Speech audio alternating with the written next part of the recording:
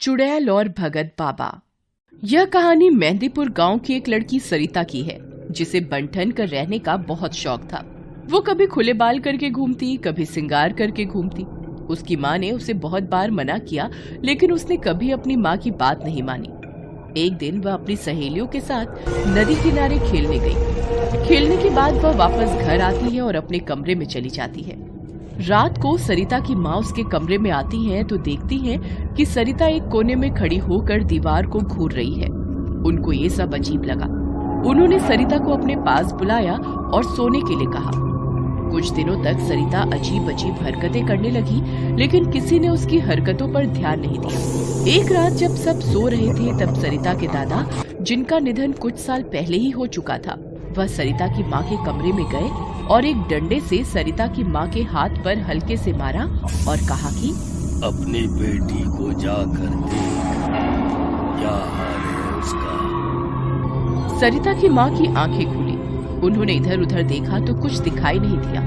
उन्हें लगा शायद ये उनका वहम होगा और वो फिर से सो गई। फिर कुछ देर बाद सरिता के दादा ने जोर से सरिता की माँ के हाथ पर डंडे से मारा। वो एकदम से उठ गई और देखा कि सामने दादाजी खड़े हैं और उन्हें बोल रहे हैं कि सरिता की हालत जाकर देख, और वो ये कहकर गायब हो गए। सरिता की माँ घबरा गई और अपने पति को उठाया और उन्हें सारी बात बताई। दोनों भागकर सरिता के कमरे में गए और देखा कि सरिता बेड पर पड़ी हुई है। उसके हाथ पैर अकड़े हुए हैं और मुंह खुला हुआ है। ये देखकर दोनों घबरा गए और उन्होंने आसपास के कुछ लोगों को इकट्ठा किया और उसे एक भगत के पास ले गए।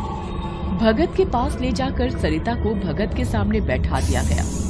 भगत ने सरिता की तरफ देखा और कहा, इस पर गंदी चुड़ैल का साया है, जो इसकी बालों की खुशबू से इसके पीछे पड़ गई है। यह बात सुनकर उसके माँ बाप घबरा गए और भगत से अपनी बेटी को ठीक करने के लिए कहने लगे। भगत बोला कि इसे कुछ नहीं होगा, मैं सब ठीक कर दूंगा। तभी भगत ने मंत्र पढ़ना शुरू किया, लेकिन इस मंत्र का सरिता पर कोई असर नहीं हुआ। भगत ने फिर से कोशिश की और मंत्र तंत्र पढ़े, लेकिन कुछ फर्क नहीं पड़ रहा था। थक हार कर भगत ने सरिता की तरफ गुस्से से देखा और कहा, कौन है तू और इसे क्यों नहीं छोड़ रही? तभी सरिता के शरीर से एक आवाज आई, अगर तू जानना चाहता है कि कौन हूँ मैं, तो कल रात नदी किनारे आ जाना और मुझे बांधने के लिए जो तेरे बस की है वो ले आना। ये कहकर सरिता बेहोश हो। अगली रात भगत नदी किनारे जाता है और वहाँ जाकर देखता है कि सरिता वहीं खड़ी है। बाबा को आते देखकर सरिता मुस्कुराती है और कहती है, आ गया तू, दिखा मुझे अपनी मंत्र तंत्र की शक्ति और बांध ले मुझे। भगत ने बहुत कोशिश की, बहुत से तंत्र मंत्र पढ़े, लेकिन कोई फर्क नहीं पड़ा। सरिता उसको देखकर हंसती रही। थक हार कर भगत ने कहा, कौन है तू? तू कोई भूत या चुड़ैल तो नहीं है, तू कोई और ही है। सरिता कहती है, एक बार फिर से कोशिश कर। भगत कोशिश करता रहा और कुछ देर बाद उसे सब समझ आ गया। वह कहता है, हाँ, मैं समझ गया। तू कौन है? तू जिन है, क्योंकि मेरी शक्तियों को काटने की किसी आत्मा या भूत प्रेत में शक्ति नहीं है। सरिता कहती है, समझ गया तो बोल, मेरे साथ मंत्रों से खेलेगा? देखते हैं तुझ में ज्यादा शक्ति है या मुझ में। भगत ने कहा, मैं तुझसे नहीं डरता, लेकिन तू लड़की के अंदर है। लड़की से बाहर आ और अपना असली रूप दिखा, तब तुझे अपनी शक्तियाँ दिखाता हूँ। भगत की बातों में आकर जिन सरिता के शरीर से बाहर आ गया और जैसे ही जिन बाहर आया, भगत ने अपनी शक्तियों से बांध लिया। जिन हैरान रह गया और बोला, ये क्या किया तूने? भगत ने कहा, तुझे क्या लगा? मुझे कुछ नहीं पता था कि तू कौन है। मैं सब जानता था, लेकिन इसलिए कुछ नहीं किया कि तू उस लड़की के शरीर के अंदर था। अगर मैं तुझे निकालता तो तू इस लड़की को तकलीफ देता। यह सुनकर जिन हैरान रह गया और अपनी आजादी की भीख मांगने लगा। जिन की बात सुनकर भगत ने कहा, मैं तुझे छोड़ दूंगा, लेकिन मुझे तेरी मदद चाहिए। जिस दिन तेरी मदद से मेरे सारे काम हो जाएंगे, उस दिन मैं तुझे आजाद कर दूंगा। मैं तुझे वचन देता हूँ। यह बात सुनकर जिन कहता है, बोल, मैं तेरी क्या मदद करूं?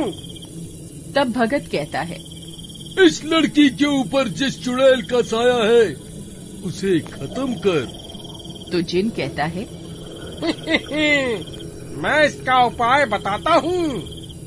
जिन एक ताबीज निकालता है और कहता है, इस ताबीज को इस लड़की को पहना देना, लेकिन याद रहे, इस ताबीज को पहनना जरूरी है।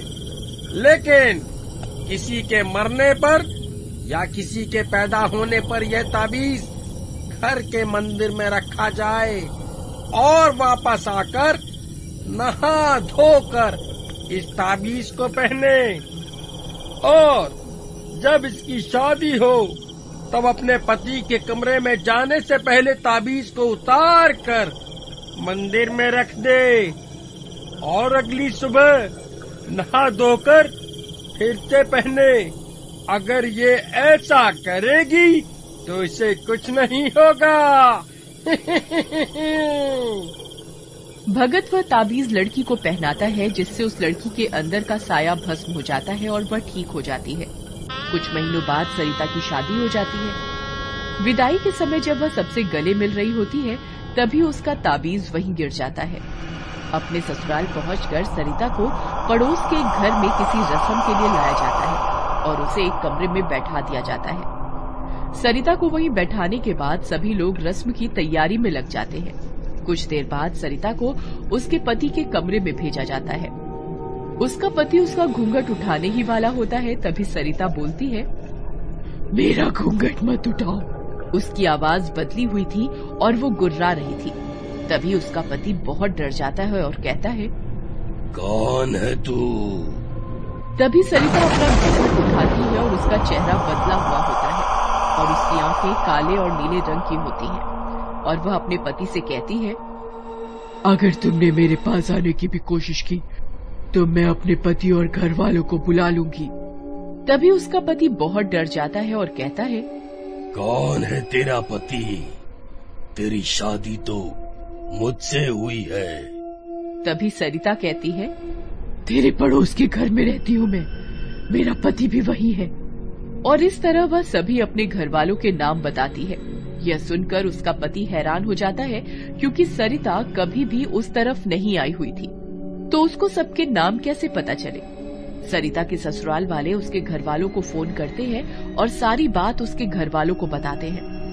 सरिता के घर वालों को समझते देर नहीं लगती कि फिर से उसके ऊपर किसी का साया आ गया है और वह भगत के पास जाते हैं और सारी कहानी बताते हैं। भगत जिन को बुलाता है और उसे कहता है, उस लड़की को ठीक कर दे। जिन कहता है,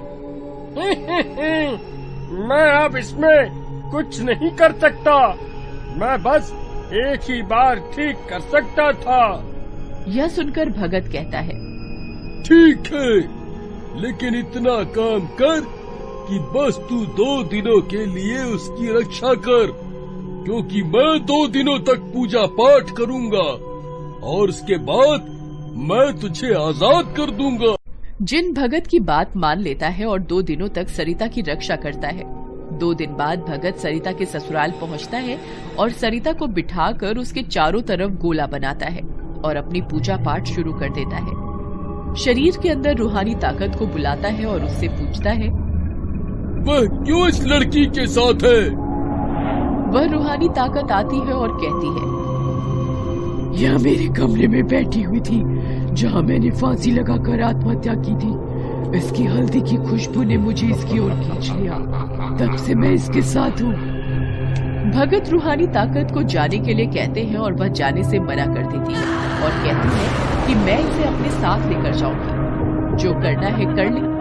यह कहकर वह वहाँ से चली जाती है और भगत के बुलाने पर भी नहीं आती।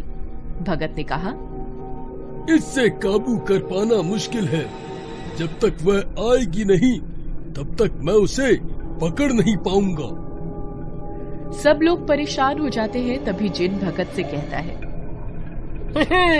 तूने मुझे आजाद किया, इसलिए मैं एक बार और तेरी मदद करूंगा और इसका उपाय भी बताता हूँ। जिन भगत को उपाय बताता है। जब वह चुड़ैल इस लड़की के शरीर में आएगी, तब मैं उसके जाने का रास्ता रोक लूंगा। तब तू आना और अपने मंत्रों की शक्ति से बांध लेना। भगत जिन की बात मान लेता है। अगले दिन जब वह चुड़ैल सरिता के शरीर में आती है, तब भगत आता है और अपने मंत्रों से उसे काबू करने लगता है। चुड़ैल वहां से भागने की कोशिश करती है, लेकिन जिन उसका रास्ता रोक लेता है और भगत का काम आसान हो जाता है, क्योंकि वह चुड़ैल सरिता का शरीर छोड़कर बाहर आ जाती है और कहीं भाग भी नहीं सकती है। भगत एक ताबीज सरिता को पहनाता है और उसके बाद उस चुड़ैल को मंत्रों की शक्तियों से बांध देता है। सरिता के ठीक होने के बाद भगत सरिता को चेतावनी देता है, ताबीज को खुद से कभी अलग न करे, क्योंकि ऐसी रूहानी ताकतें हर जगह मौजूद हैं, जो कभी भी उसको हानि पहुंचा सकती है। दोस्तों, सरिता अब 2 बच्चों की माँ है और वो अपना जीवन हंसी खुशी व्यतीत कर रही है। वह ताबीज अभी भी सरिता के गले में है। Thanks for watching.